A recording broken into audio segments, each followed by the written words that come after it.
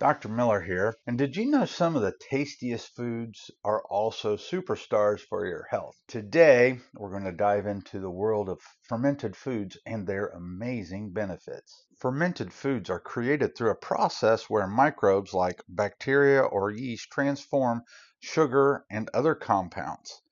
Think yogurt, kimchi, sauerkraut, and even kombucha. These foods have been enjoyed for centuries across all cultures. So why are they so good for you? First, they're packed with probiotics, good bacteria that support your gut health.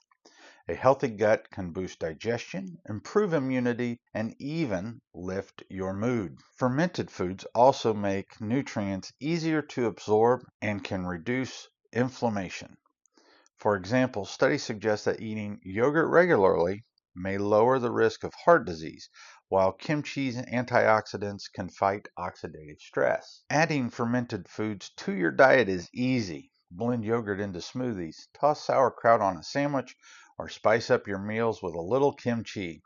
Start small because a little goes a long way. So the next time you're looking for a health boost, reach for fermented foods. Your gut and taste buds will thank you.